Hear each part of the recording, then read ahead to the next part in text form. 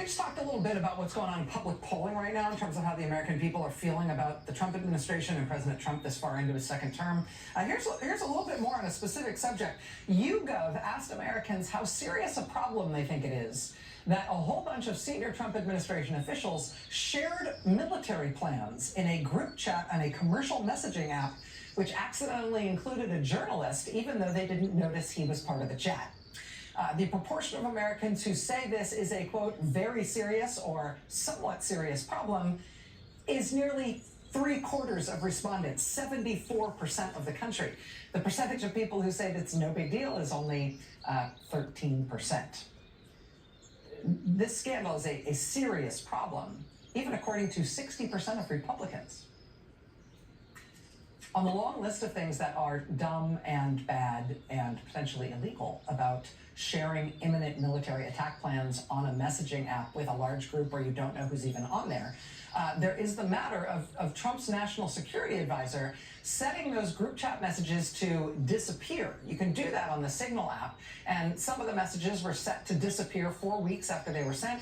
Others were set to disappear after just 1 week, which might mean that some of them are already gone. The reason that's a problem is that there are real laws that get enforced about preserving federal records, which belong to the American people. The vice president and cabinet secretaries and the White House chief of staff discussing imminent military strikes definitely counts as a federal record, even if you do it in a chat app, and it therefore must be preserved. You can't set it to disappear. The government transparency group American Oversight filed a lawsuit on that part of this story. Today, in that case, a federal judge ordered multiple Trump cabinet officials that they must preserve those Signal messages. Then there's the fact that at least one member of the group chat, Trump's real estate friend, who says he's now very, very personally close with Vladimir Putin. They have a really, really intense emotional personal friendship.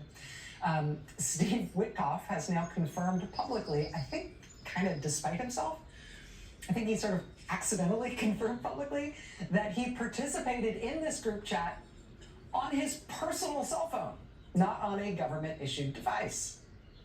Now that matters because personal devices generally have much less robust cyber protections against things like spyware, which raises a whole new level of security concerns about this, separate and apart from what they were discussing here. If these guys are doing sensitive, potentially classified government business on their personal devices, if their personal devices have been compromised, then it doesn't matter like what the encryption level is of the app that they're using. If their personal devices have been compromised, it's possible that any sort of bad actor might have access to every single thing they type or see on their phone. Now we know that at least one of them was participating in this Signal chat about imminent military attack plans on his personal phone. How many of the rest of you were doing that? What they were discussing, though, turns out to be the really big problem in terms of what specifically these guys were blurting out in this insecure group chat. After the operation they had been discussing, these airstrikes in Yemen, after that was over, Trump National Security Advisor Mike Waltz wrote this in the chat. He said, quote, "The first target, their top missile guy, we had positive ID of him walking into his girlfriend's building, and it is now collapsed." Well, the Wall Street Journal reports today that that positive ID of the guy they were targeting, that was, according to the Wall Street Journal, sensitive intelligence from a human source in Yemen, intelligence that had been provided to the United States by Israel. In other words, Israel had a source on the ground feeding them very specific information in real time, and Mike Waltz referenced that information in a way that effectively described the source in this group chat on a commercial app. According to one U.S. official, quote, "Israeli officials complained privately to U.S. officials that Waltz's texts became public. Quote, Israel's role in supplying information that helped track the militant highlights the sensitivity of some disclosures in the texts and raises questions about the Trump administration's contention that no classified information was shared on the Signal chat. The identity of a person in Yemen who was supplying information in real time about the strikes would likely be carefully protected." Yeah, you think? I mean, these guys may not get it, but the American people seem to. I mean, 3/4 of Americans say this seems like a really serious problem. Anybody can see that this is not stuff you should be texting about with a large group, right? Or maybe texting about at all. I guess not. Joining us now is one of the authors of this Wall Street Journal scoop, Alexander Ward. He's a Wall Street Journal national security reporter. He's author of the book, The Internationalists, The Fight to Restore American Foreign Policy After Trump. Mr. Ward, thank you so much for being here. I really appreciate it. Yeah, thanks for having me.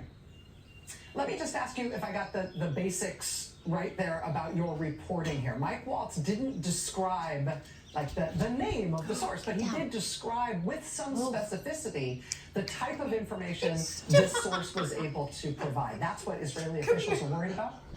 Sit down. Right, so we should note that this information was provided in real time, right? And if you look at those texts on Signal, you saw that Pete Hegseth, the defense secretary, was saying, planes in the air, bombs are going to happen at this time. And then Waltz chimes in and goes, hey, we effectively have an assessment here. We've seen that one of these people we were tracking, one of this Houthi top missile man, went into his girlfriend's house, and we've seen it destroyed.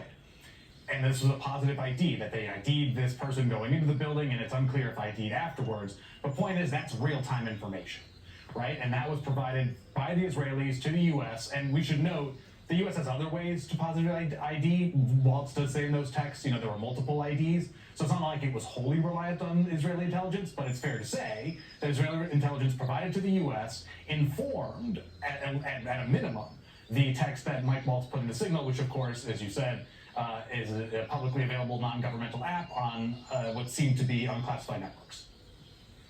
Now, everything that I know about spying, I basically learned from Len Deighton novels. I don't know. Who am I? I'm just a person who reads the news. I have no expertise in this other than spy movies and spy novels. But it seems to me like when we talk about protecting sources and methods, this is kind of almost an elementary school level case study, because you can infer from that statement from Mike Waltz, which went to this large group in a commercial app, that somebody has a source on the ground in the capital of Yemen who can see that apartment building and who can also communicate to some intelligence service somewhere in the world what he or she is seeing at that building and what the physical consequences have been of the strike that are being described. I mean, that seems to me like, for anybody in Sana'a who's trying to figure out who that source is or what they have to worry about in their network,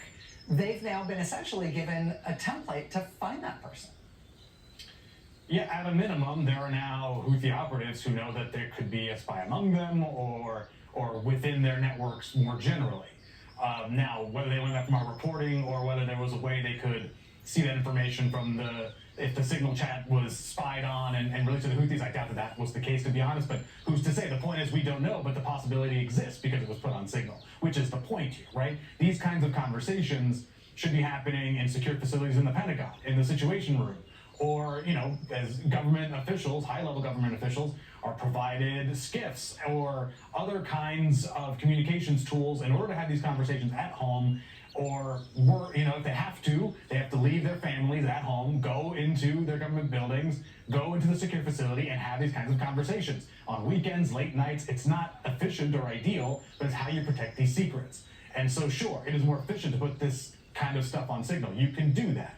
But you do open yourself up to the possibility that that becomes public or is intercepted in some way by adversaries. Does that mean it's likely?